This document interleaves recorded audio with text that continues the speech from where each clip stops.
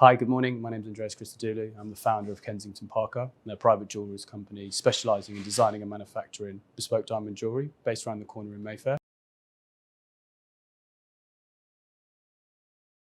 So the first thing I want to touch upon is the why it's important, because we're a small business. We've been going for 10 years and we've grown our business purely from word of mouth referrals. So the journey we take ourselves in regards to our client process is a very bespoke journey.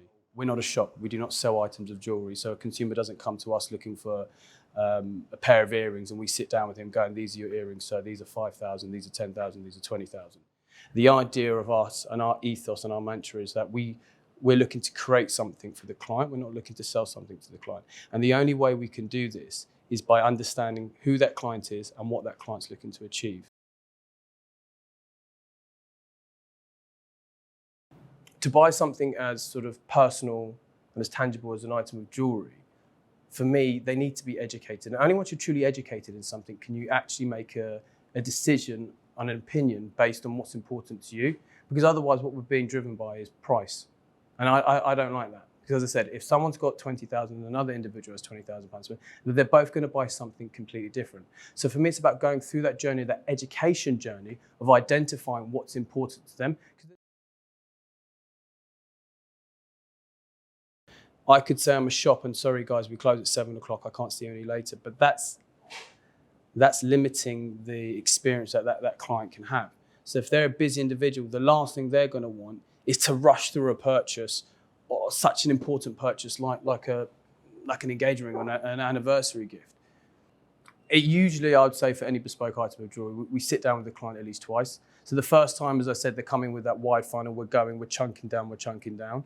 And then they've got an exact item or an exact specification of what they're looking for. The second time they come to sit down with us, there's usually, say, 3 diamonds. Those 3 diamonds will all be within the specification, the budget, and the criteria of what that individual would be looking for. To show a client 5 or 6 loose diamonds, I may go through 70, 80 stones, because the way my mantra of things, if I'm not happy with it, if I wouldn't purchase it myself, how could I sit across a table with a client or an individual and show them that stone? Once the client has understood that I've looked through 80 of them, and then I always bring like a benchmark stone. This is an SI1 or an SI2 quality that is bad. And the reason it's bad is because it's got that crystal black mark trapped in the middle of the diamond. I'll then show them maybe, just for argument's sake, another SI1 quality diamond. I won't tell them the clarity of it. I'll be like, so which one's better in your opinion? And they'll go, oh, not the one with the black mark, it's got the big black mark in the middle. And then I'll explain, well, actually, they're both SI1s, but because on the other SI1, it's got a white mark, like say a feather, let's say it's off the center of the diamond, it's more towards the side of it where the girdle is, then they start to understand and appreciate the value someone like myself brings to them, because we're not buying a certificate, we're buying a diamond, and you're buying someone who's got 10 years experience looking into the diamonds, pre-selecting them before they'll ever see them. I was asked a couple of times to make an item of jewellery for a footballer. It wasn't in keeping with our brand.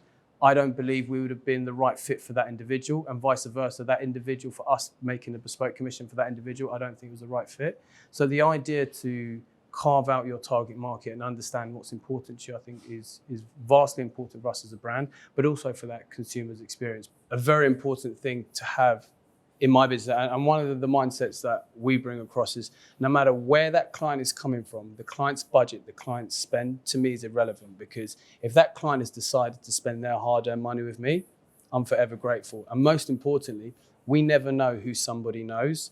I once had a client who came to me through a recommendation. He was sitting there in the Mayfair showroom and he goes, this is what successful people do.